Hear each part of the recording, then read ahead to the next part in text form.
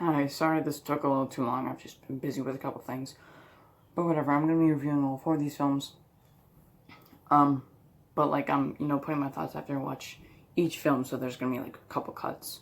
So I could just be focused on reviewing that one film and not like have to remember everything for like multiple films, because it might get a bit confusing. So Color Out of Space is directed by Dominic Edwards. I forget who wrote it. Sorry, because I kind of like stopped at the credits because, the film had been finished. And it basically tells the story of a couple in like this farmhouse type area when a meteorite crashes down and it starts producing this weird color that pretty much no one knows. It starts taking over the livestock and everything and starts making people go crazy. It's basically a descent into madness. And there's a couple other versions. There's like the 2010 movie, which was in black and white, which this film is, which I do think it helps the color part. I'll explain that like very soon. And then there's that Nicolas Cage movie, which is kind of like this, and that's weird as hell and kind of funny, but also creepy. So, yeah, the color part, I like that it's black and white, so the colors feel so different, and even feels in regular color. It feels like there's a shot where there's multiple colors overlapping each other, so it kind of feels like really alien and weird, so I think that definitely helps.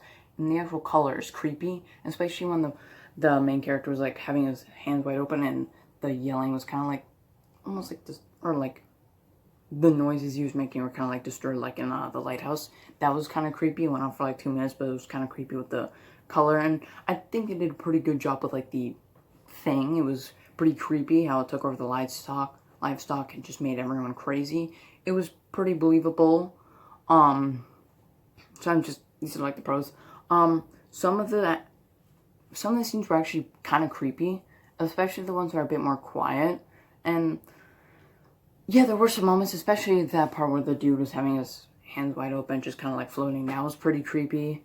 And when he, spoilers, this is like kind of like my spoilers, kills himself because he goes crazy. I still recommend you watch it.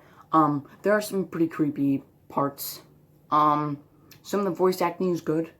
What else? It's enjoyable, and I was pretty creeped out. It was entertaining. It was well shot for, yeah, no, I wouldn't say there aren't really any bad shots. I'd say it's pretty well shot. The characters, I would have liked how we got to know. It would have been better if it was like 30 something minutes long, but I know how long it takes to make like a 30-minute GTA film with all the editing and stuff like that. So obviously this is still pretty good, but I would like to know the characters a bit more, because I don't know, it kind of sounded like, I don't know if this was intentional, but from like main character, I kind of got like vibes that he was kind of like challenged, because he was like, don't take your big words somewhere else, kind of like just kind of walking around not really knowing. I don't know if that was just a mistake or something, or maybe that was actually intentional. Maybe that was actually his character, but it kind of sounded like, I don't know, whatever. What else? There weren't, I don't know, that's it. It was pretty well shot, directed, some decent voice acting, it was well put together. There are some creepy shots. Now let's get into the bad, because there are a couple things. One of the first glaring problems, it's not too bad, but it's a little annoying, is the voice acting, whether it be a little too unenthusiastic or over the top, and I don't know if it fits with the tone. I'll talk about that later. Or whether it just be when people talk a bit louder, the quality almost seems to be like, there's this YouTuber called Flamingo, when he yells, it's like the quality of the audio is like deep fried or made worse. It kind of seems like this. It's not as bad, obviously, but it's kind of weird when some characters talk a little too loud, and it's like the audio is a little bit bad, so it's kind of like hard to listen to. It's like so some of the audio is kind of bad, maybe even sometimes downright really bad, but it doesn't happen too much. What else? Yeah, again, I would have liked to know the characters a little bit more. Some of the pacing was actually a little, like, weird, because there were moments where people were talking, and there's, like, 10-second pauses when they were talking, and it sounded really weird. Like this. So there's, like, 5 to 10-second pauses, and I don't know if that's, I don't know, it just kind of felt weird. And there were moments when they paused for only, like, a second or two, and that sounded better. So some of the pauses were a bit weird, and some of the pacing was a bit weird. It was fast-paced, but I do think the Descent to Madness part was a little too fast, because, I don't know, there weren't like too many points where it's kind of like subtly shown, or I don't know, maybe it just felt like it felt like the meteorite landed a couple minutes later, everything started going to shit. I don't know. Again, the film is pretty short. So, yeah, I think that's kind of another thing. Yeah, the tone is a bit weird. It's like there are moments that are trying to be cheesy. It's definitely like very weird. And there are some, I don't know if cringy parts, but like weird parts that are kind of just weird. They're funny. I don't know if it was intentional or not. But then there's moments that are like really scary and creepy. And then not too long after that, there's a moment that's kind of cheesy. So it's kind of weird. Predator is a cheesy movie, but that's for like the first 30 or 40 minutes. And that's because it seems like a generic action movie.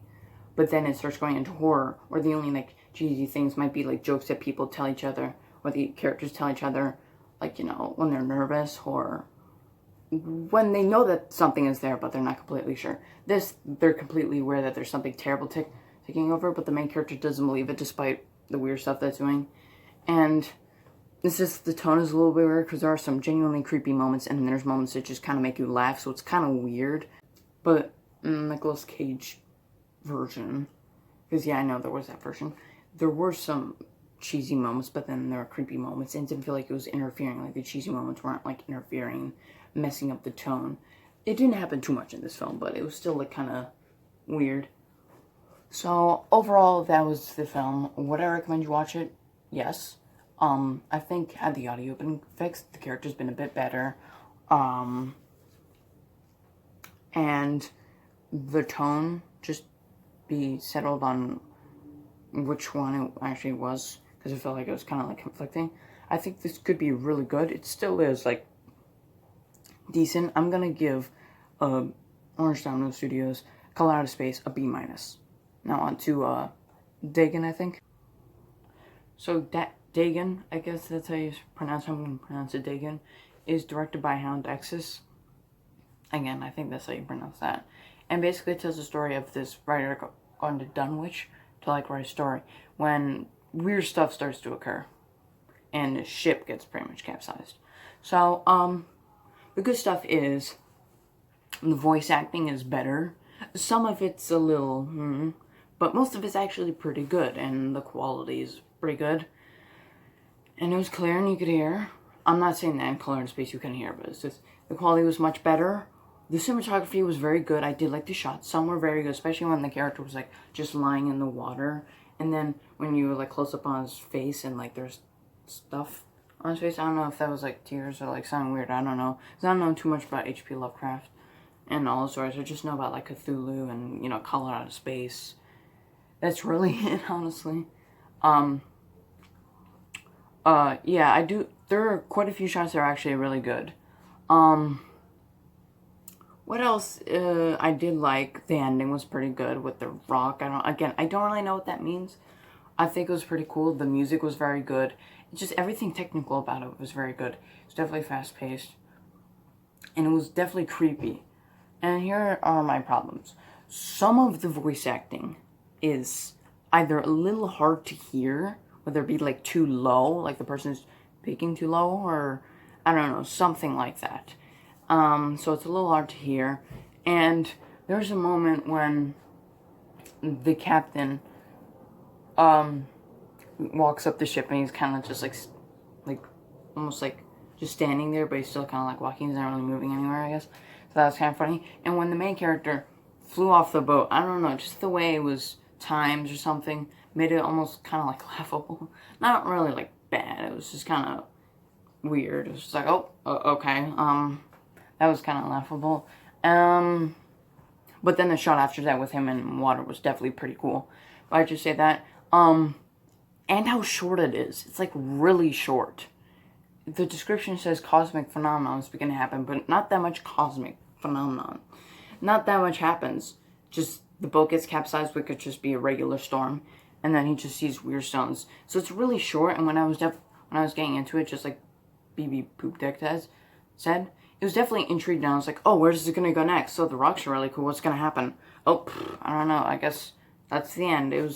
I mean, it's short, it's fast-paced, it's well-made, but I just think it's way too slow. We don't know anything about the characters. Some of the voice acting is kind of bad. It's just generally way too slow, so it's not like as creepy. There's no dread. It kind of just ends. It feels like it abruptly ends, like they had to like stop for some reason, like, you know, film shooting it during this pandemic or before it started. It just feel like it kind of like abruptly ended. It was like, okay. I mean, it seemed like you were going somewhere interesting. Also, this takes place a little bit after Color Out of Space, because this character was in that movie where the main character's asking him, like, where are you going? He's like, oh, I'm going to Dunwich. So that was kind of interesting. And I believe Shadow over Insomnia Mountains, however you pronounce it, is also tied. So that's definitely interesting. And they're not like tied in like very big, obvious, glaring ways. It's just like little things. So that's kind of cool. But overall, this is definitely well made. I think it's about as good as Color Out of Space, despite there being less problems. There's just the fact that it's way too short and ends abruptly is kind of like a very glaring problem. And kind of just like, okay, I would like to see a version of this where it's much longer, where you get to know the characters, where you see more of the story play out, where it doesn't just feel so short and there's actually more cosmic phenomenons and weird stuff happening. So overall, this is definitely well made. I suggest that you watch this. Definitely well made. And if you didn't like Color Out of Space because maybe some parts were too short, this one's still, I don't know, whatever. I'll probably cut that part out. So, either way, yes, this is still very well made. It's, all the technical stuff is good. It's creepy. There are some good shots. The music is good. And the voice acting is good and all that stuff. It's just, I wish it was longer. Some of the voice acting could have been better. And just stuff like that. Overall, I'm going to give Dagon a B-. Check it out. I suggest you do. Alright, The Shadow over Innsmouth, I think. I don't even know. Innsmouth is directed by BB Poopdeck, or that's the name of his YouTube channel. And basically, it's another adaptation of an H.P. Lovecraft story. It's basically about this guy that goes to like this place, and weird stuff starts happening, and this town has a really dark past, where there's like these creatures that rose up from the sea and slaughtered a bunch of people after they did something. I forget. My memory is kind of bad right now. And basically strange things are happening to him. The people rise up again, and he has to figure out why this is happening, basically. So, I guess I'll start off with the bad, because there's really not that much. A couple times, the lip syncing didn't actually sync up to what the person was talking about. There's one time where the voice actor was talking, but the character wasn't moving their lips, so that was kind of distracting, but that's literally it. Everything else is really good. The shots are really good. Whether they zoom into like a house, part of a house, and then it's like the sea or something like that. They're all very well done, and they're very clearly. Obviously, there's lots of care put into it. The cinematography is very good. There's some definitely creepy shots that help enhance the tension. The characters, I do like how this is one of the characters from Dagon. So it does feel like a more live place, you know. You got Color Out of Space, where you got the Dunwich writer. And then in Dagon he goes, or Dagon, whatever, I'll call it Dagon. And then their dude on a ship is just confused, and after he falls into the ocean, he ends up on this town. So that'd be interesting, although that's it. There's 2 other films, but they aren't connected, I think. So that's kind of sad. I would have liked to tie it up, like those 2 films to tie it up. That would have been a nice conclusion, maybe with Cthulhu bringing in a couple characters or something. That would have been nice, but that's fine. This is very good. The cinematography is good. The character, I do like this character. I mean, I would have liked some traits, but like, he was still likable. He was entertaining. The voice acting for the most part was good, and there was sometimes there's someone who's kind of like almost like whisper yelling, but it was very short, and I don't know if that really counts as much of a flaw. It's kind of like, it's a little cringy, I don't know, but that's kind of it.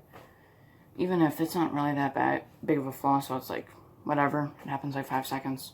For 5 seconds. So the main characters were pretty enjoyable. The voice acting was pretty good. There was like some enthusiasm. It wasn't like dull or anything like that. The creatures, they were interesting. You did see them a little too much, but I don't know. They were still creepy. Their design was weird. I was wondering, why did they why they put on human clothes? I don't know if that was explained. And it's not really a flaw, but I would just like that to be explained unless it was. I forget. I think they took on the form. And then there's also that guy with the bag over his head who's like, alright, you can check into that room even though there's someone else in it, and he was trying to shoot them. I'll talk about their deaths very soon. I don't know, there wasn't really much explained about him. He wasn't really in it. It's not a flaw, but I would have liked it to be explained more. Actually, no, that is kind of a flaw. I would have liked that to be explained more. It kind of felt like random. It's like, okay. But either way, there still isn't too many bad things. The deaths, they're very cool. One guy got shot, and the sound effect was pretty good. And it was like, I don't know, it was like, oh, shoot, wow, okay. That was pretty cool. The deaths, they weren't particularly violent, but they're still cool. That's really it for the kills, though. The aliens, yeah, the design was definitely creepy. I don't know if it's accurate to the H.P. Lovecraft story. I don't know. It was still a pretty cool design. I liked how they wore human clothes. They were definitely creepy. I would have liked that they had more of a presence. I mean, they were in it for quite a while, but I just felt like there wasn't that much of a presence. I don't know. I don't know if that's just a me thing. So the story was definitely engaging. It was creepy. That's kind of all I have to say. It's definitely a good film. Well made with some good voice acting, visuals. Looks good, the kills are good. The monsters are creepy, the characters interesting. And I did like, I mean, I guess it's a bit cliche that, you know, there's like a creepy town where nobody goes out because of something dark in that past, but it's fine. I did like it. It was interesting. Not every film must be breaking tons of new ground. It just has to be, you know, good. So either way, I think it's pretty good. I'm going to recommend it. I'd say it's easily the best one out of all these, but there's only been 2 other films. I'm going to give The Shadow over Innsmouth an A-. I don't know if I'm pronouncing that right. So next one is The Outsider. The Outsider is written and directed by the Sultaness, whatever. Sorry. And I was definitely excited because it looked like something interesting. The monster looked creepy, and it seemed like a interesting story. So when I watched it, I was incredibly let down. No offense to Sultaness if you're watching this. It's very awful, I'm sorry. I'm very sure this is yet like your first film and like your 3rd video on YouTube, so sorry. It's not like the worst movie ever, obviously. It's the worst one so far that I've seen. Unless basically it tells the story of a guy who moves into this house and weird stuff starts happening. That's pretty much it. It's kind of a basic plot, but whatever. So let's start with the good stuff. The story was interesting. Yes, it's a bit generic, but what the character actually went through, what happened, was interesting. It was just the execution that kind of sucked. And the dialogue and some of the voice acting was pretty good.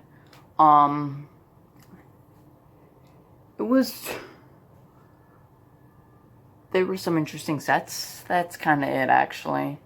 Because this film was a major letdown. Here's the thing. There's a lot of weird shots. A lot of things don't make sense. Some cool shots, I actually forgot to mention that. There's some cool shots. That's really it. A lot of shots are just confusing and weirdly edited. There's like 5 shots in 2 seconds. Like, it's like 5 shots in like 2 seconds. And it's really confusing and like, wait, what just happened? And literally I blinked or I wasn't even like thinking for like a second. And I just missed something. I was just like confused, and the ending was just confusing and bizarre. Like, okay, so the thing is right there, and he's like, "What the?" And then ends. Nobody dies in this film. Nothing happens. There's no like suspense. The monster only shows up in like the last 2 minutes. Everything else is just the guy that's telling him about the house being like, "Oh, don't go in, you fucking fat," or "Oh, it's okay. It's all broken. Don't worry. I'll get it done like next week." Now the voice acting is bad. It's just like most of the film is just the renovation area, and the character's never seen again. We don't know anything about this character. There's a lot of lip syncing where it doesn't match up, or where the dude isn't even talking, but the character is just mouthing. It's like, so it's like, okay, I thought that character wasn't supposed to, what? Okay.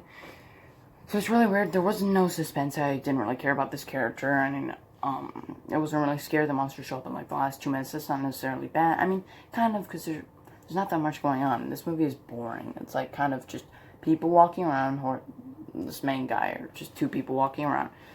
Just walking around, being like, alright, here's the girl's bedroom, and there's like a weird shot.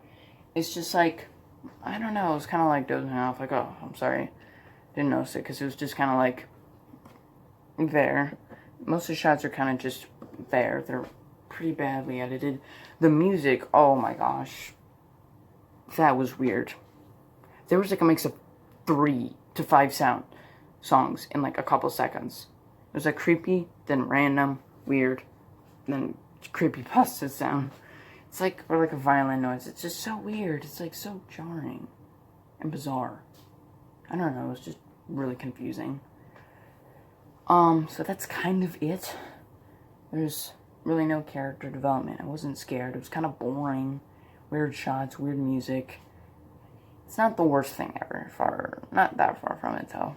It's definitely disappointing. Would I recommend you watch it? Not really, but still just to see how it turns out. It's an interesting story. Doesn't connect to any of the other ones, so, But you don't really need to see it. I mean, it's not, like, bad. I'm not saying, like, to the creator. No offense, obviously. It's a pretty awful film, though. I'm gonna give The Outsider a D+. Yeah, and the next one is Cthulhu, I believe. Alright, this little review is gonna be quick. So, Cthulhu is directed by Hound Exus.